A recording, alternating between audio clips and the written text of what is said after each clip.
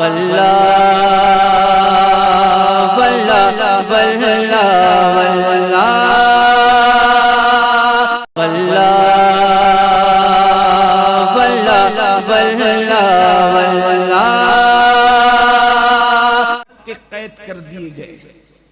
3 साल तक न कोई इनसे बात करेगा, न कोई इनसे गुफ्तगू करेगा, न कोई इनसे खरीदेगा, न कोई इनको बेचेगा।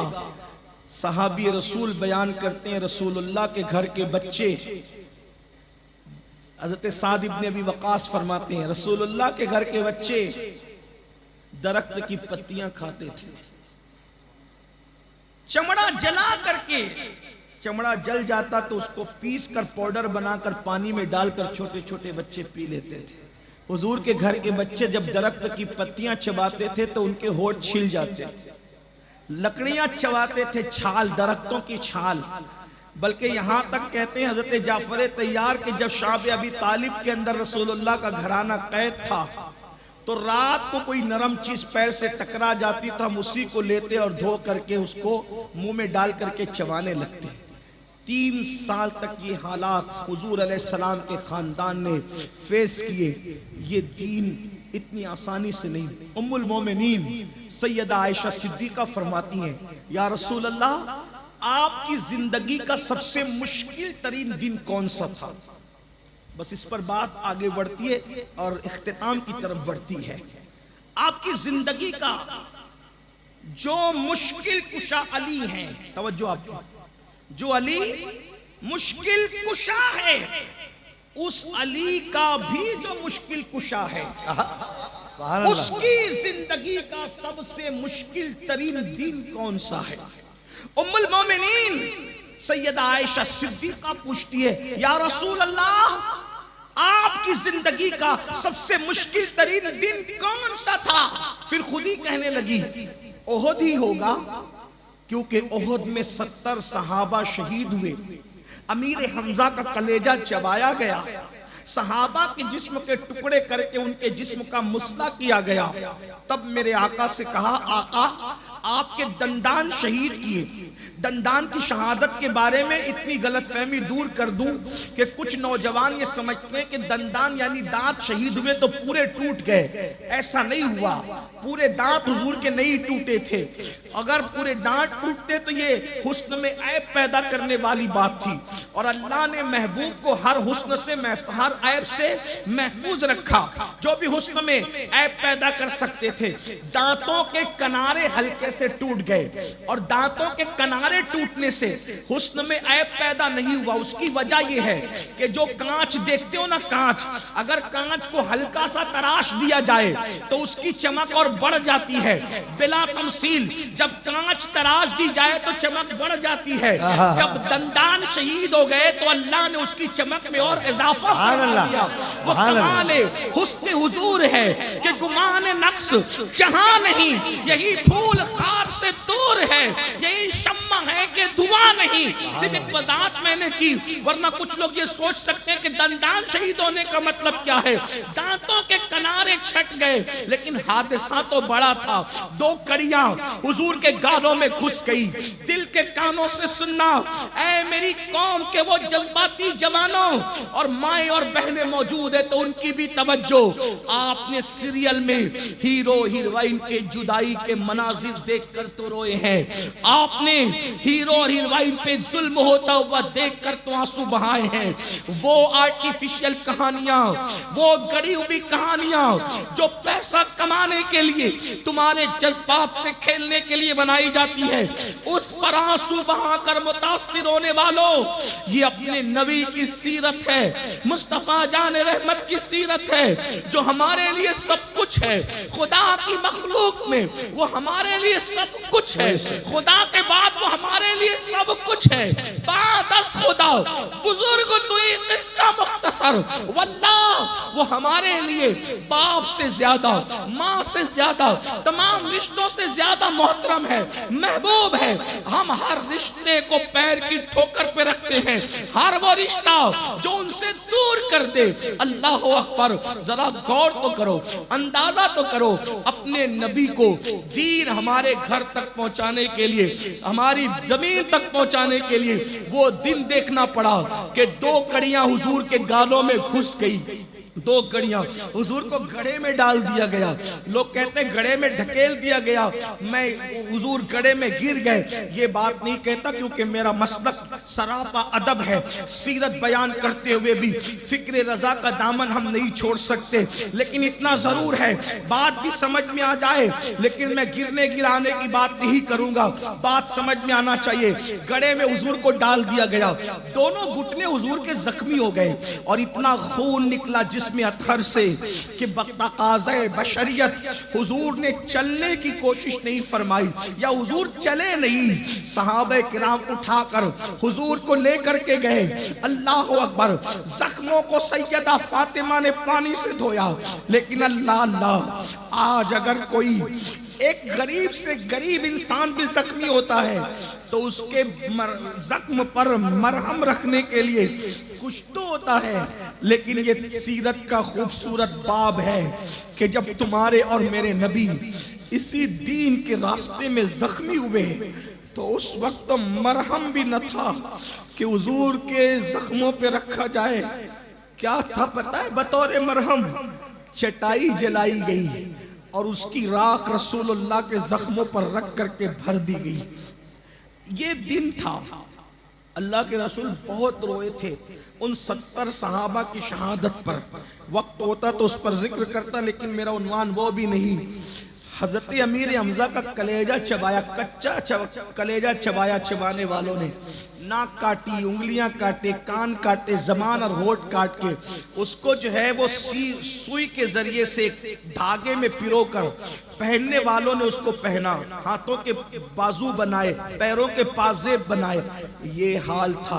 जनाजे देखे नहीं जाते थे, लेकिन उन 70 सहाबा को जब दफन करने की बात आई तो मुसलमानों के पास उनको कफन देने के लिए कपड़े भी मौजूद नहीं थे। ये सूरत हाल थी। ये दीन जो यहाँ तक पहुंचा है, जिसको तुम तमाशा बनाना चाहते हो, ये मेहनत है। लेकिन उम्मुल मोमिनीन कहती हुजूर सबसे मुश्किल दिन उहद का दिन था। आका फरमाते नहीं आयशा, इस दिन को भी मैंने इशारा दिया, तफसील है, बहुत तफसील है। आका फरमाते ये दिन मेरी जिंदगी का मुश्किल दिन नहीं था आयशा, मेरी जिंदगी का सबसे मुश्किल तरीन दिन जो था वो एक दिन था जिसको ताइफ का दिन कहते हैं। ताइफ का दिन मेरी जिंदगी का मुश्किल तरीन दिन था। सिर्फ दो जुमलों में वो दिन बयान करना चाहता हूँ। आका फरमाते हैं कि जब मैंने उन तक अल्लाह के दीन को पेश किया, उन्होंने इनकार किया। सिर्फ इनकार नहीं किया, लड़कों को मेरे पीछे छोड़ दिया। वो मेरे पीछे पीछे चिल्लाते थे, पागल पागल माज़अल्लाह, इस तरह चिल्लाते और पत्थर मारते थे। इतने पत्थर मारे कि मेरा पूरा जिस्म खून से लहू लहान हो गया। हजरत ज़ैद कहते हैं हुजूर ने जो नालैन पहन रखी थी, जूता शरीफ पहन रखा था, वो खून से भर गया, वो खून से भर गया। और अल्लाह के रसूल एक दरख्त की टहनी पकड़ के जमीन पे बैठ गए। आका फरमाते आयशा, जब मैं दरख्त की टहनी पकड़कर जमीन पे बैठ गया तो ताइफ के उन लड़कों ने मेरे दोनों बाजू पकड़ के मुझे उठाकर खड़ा किया। जरा तसव्वुर में लाएं सीरत का ये पहलू, जो जिंदगी रसूल का सबसे मुश्किल तरीन दिन है। और महसूस करो हम हुजूर से वफा कर रहे हैं या बेवफाई कर रहे हैं, हुजूर से इश्क कर रहे हैं या हुजूर का दिल दुखा रहे हैं, हुजूर की ताज़ीम कर रहे हैं या हुजूर की मेहनतों के साथ हम गफलत कर रहे हैं। अल्लाह अकबर। आका फरमाते थे आयशा, जब मैं दरख्त की टहनी पकड़कर बैठ गया और जख्मों ने मुझे चूर कर दिया और इतना खून निकला कि पूरा लिबास खून में भर गया, तो उन्होंने दोनों बाजू पकड़कर मुझे उठाया और उठा करके खड़ा किया। और खड़े करके जब उन्होंने बाजू पकड़ के खड़े किया, हालांकि बतकाज़े बशरियत उस वक्त मैं खड़ा नहीं होना चाहता था, इतनी तकलीफ और अजियत थी, लेकिन उन्होंने हाथ पकड़ के खड़ा किया और मेरी पिंडलियों पे पत्थर मारे, मेरी पिंडलियों पे पत्थर मारे। अल्लाह के रसूल अलैहिस्सलाम फरमाते हैं ये मेहनत है अल्लाह के दीन के लिए। और वो जो आखिरी जुमला ताइफ को जो मुकम्मल करता है, जब हुजूर अलैहिस्सलाम ताइफ की वादियों के अंदर बैठकर आंसू बहा रहे थे दर्द की वजह से, और दाढ़ी आंसुओं से तर थी, एक ही गुलाम साथ था, हुजूर पैदल गए थे ताइफ में, सवारी भी न थी। तो उस वक्त जिब्रील आए, अर्ज की अल्लाह आपको सलाम कहता है और अल्लाह ने मुझे हुक्म दिया है कि ये पहाड़ों का फरिश्ता खिदमत के लिए हाजिर है, हुजूर बताएं आपका हुक्म क्या है।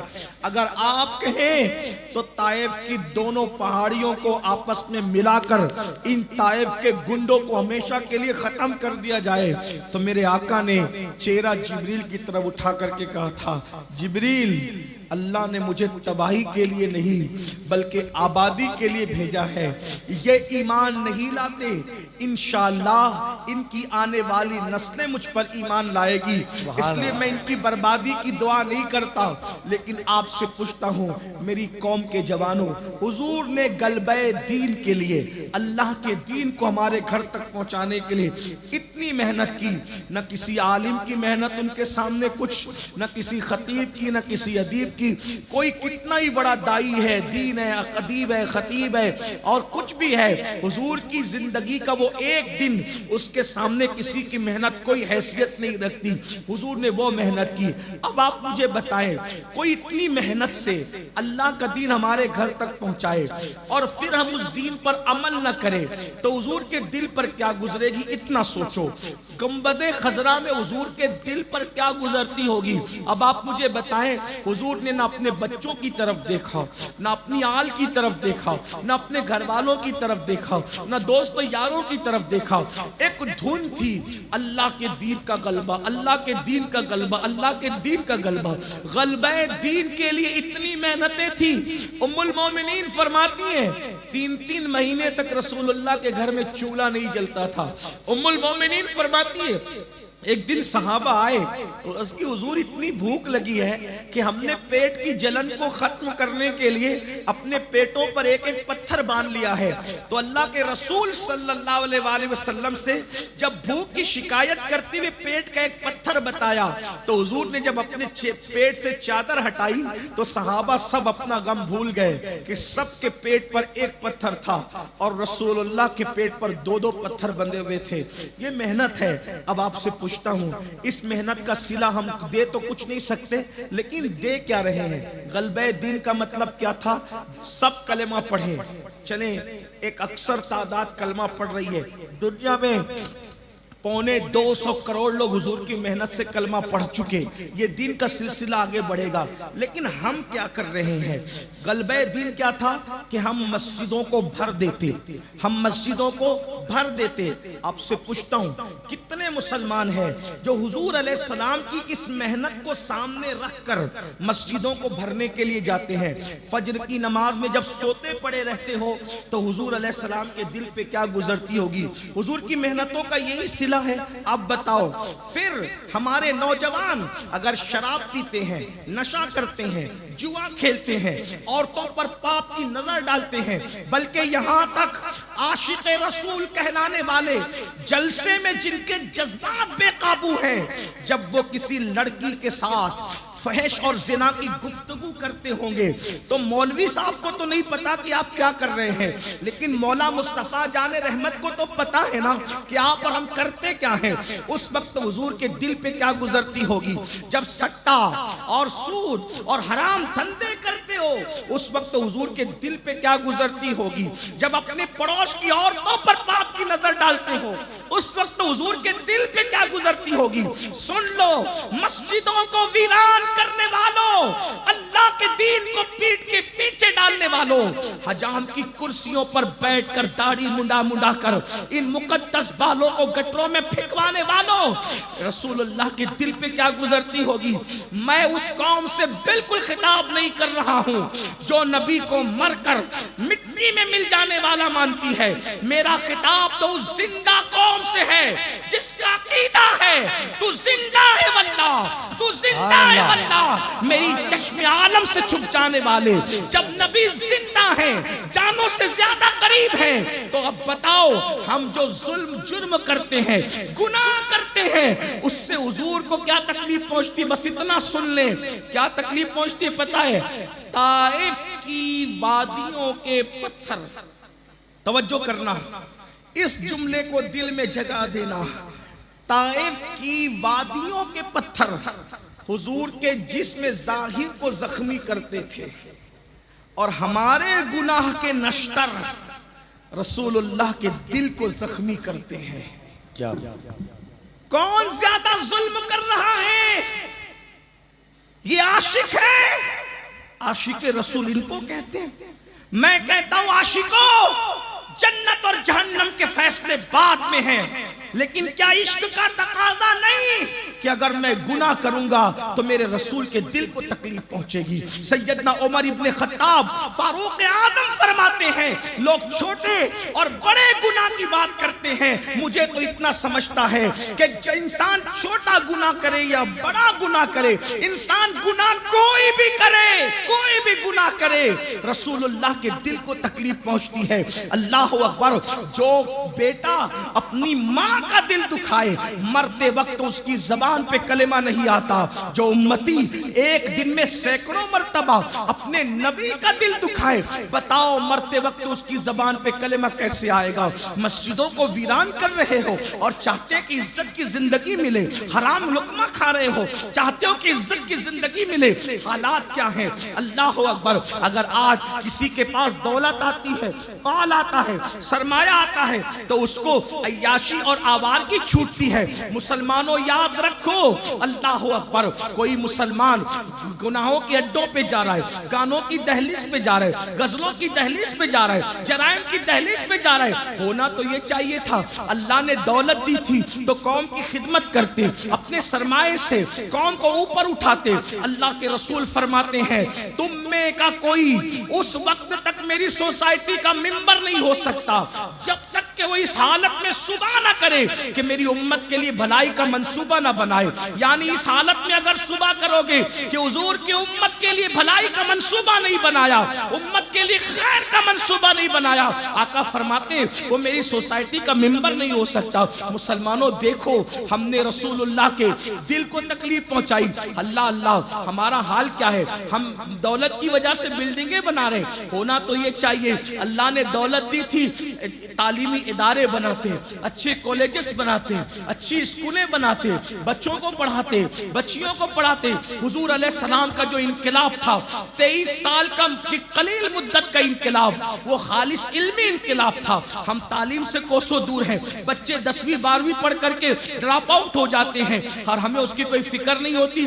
हर मालदार आज अपने बच्चे को पढ़ाने की कोशिश करता है, वो ये नहीं सोचता कि कौम का बेटा और कौम की बेटी सिर्फ उसके बाप का सरमाया नहीं है, बल्कि पूरी कौम का सरमाया है, पूरी उम्मत का सरमाया है। मेरे आका सल्लल्लाहु अलैहि वसल्लम के दीवानों, कब तक जिहालत की वादियों में डूबे रहोगे? कब तक खुदगर्जी में डूबे रहोगे? कब तक अपना अपना देखते रहोगे? याद रखना, अल्लाह अकबर, जो सिर्फ अपने लिए जीते हैं जिंदा रहकर भी मुर्दा होते हैं, जो किसी मकसद के लिए जीते हैं, जब तक मकसद जिंदा होता है उनका नाम जिंदा होता है। अगर आज सहाबा का नाम लिया जा रहा है, अगर आज औलिया अल्लाह का नाम लिया जा रहा है, अगर आज ताबईन का नाम लिया जा रहा है, अगर आज तबे ताबईन का नाम लिया जा रहा है, वजह उन्होंने एक मकसद के लिए जिंदगी गुजारी और आज हम सिर्फ खाने और पीने और सोने के लिए है। देखो दुनिया किस कदर हमारी दुश्मन बनी हुई है। अल्लाह अकबर, हालात कितने बद से बदतर है। तकरीबन 10 दिन का अरसा होने के लिए आया है। अल्लाह अकबर, फिलिस्तीन का क्या हाल है? नन्हे नन्हे बच्चों की शहादत, मासूम बच्चों की शहादत। अल्लाह अकबर, गौर करें, बेगुनाह बच्चों की शहादत। अल्लाह अकबर, सोचो तो सही, अगर बहनें मौजूद है उनसे पूछता हूँ, एक माँ इस दर्द को समझ सकती है, एक माँ इस दर्द को समझ सकती है। अगर किसी माँ की गोद में उसके बच्चे को शहीद कर दिया जाए, उस माँ का दिल क्या कहेगा? जरा गौर तो करें। आप हजरात इसलिए जमीन पे जिंदा हो ताकि फिलिस्तीन की वो मजलूमों की वीडियो को एक दूसरे के व्हाट्सएप पर सिर्फ शेयर करो और कहो कि क्या हो गया। आप क्या कर रहे हैं उनके लिए? आपने क्या किया उनके लिए? बताओ, इतनी खुदगर्जी, इतनी बेहिसी। अल्लाह अकबर। अब आपसे पूछता हूं, कलकत्ता वालों, अगर इसी का नाम उम्मत का दर्द है, इसी का नाम इंसानियत का दर्द है, इसी का नाम कौम का दर्द है, क्या सिर्फ फोटो और वीडियो शेयर करने की हद तक है? ये काम तो दुश्मन भी कर रहा है। हम सिर्फ वीडियो फोटो शेयर करने वाले नहीं। कभी सोचा इनके साथ ये हो रहा है? हॉस्पिटल के अंदर इतनी लाशें हैं, इतनी लाशें हैं कि लाशों की पहचान नहीं है। मैं आपको कोई जज्बात में नहीं लाना चाहता। एक खातून वहां की, उसकी तकरीर मैंने सुनी, वो ये कह रही है कि फिलिस्तीन के बच्चे अपने हाथों पर इसलिए नाम लिख रहे हैं। फिलिस्तीन के बच्चे, अपने बच्चों को तसव्वुर में ला करके सोचो, फिलिस्तीन के बच्चे अपने हाथों पर नाम, फिलिस्तीन के बच्चे अपने हाथों पर इसलिए नाम लिख रहे कि पता नहीं कब बम बरसे और हम मर जाएं, तो कम से कम हमारे हाथ पर लिखे हुए नाम से हमारी लाश की पहचान तो हो जाए। छोटे बच्चों का मुस्तकबिल क्या होता है, छोटे बच्चों को क्या समझता है? मुसलमानों, हम उनके लिए क्या कर रहे हैं, क्या कर सकते हैं? मैं आपसे पूछता हूँ, आज अगर आप पर उसका कोई असर नहीं है, फिलिस्तीन में जो हो रहा है उसका कोई असर आप पर नहीं है, तो आपसे पूछता हूँ, यही हुजूर के उम्मती होने का सबूत है।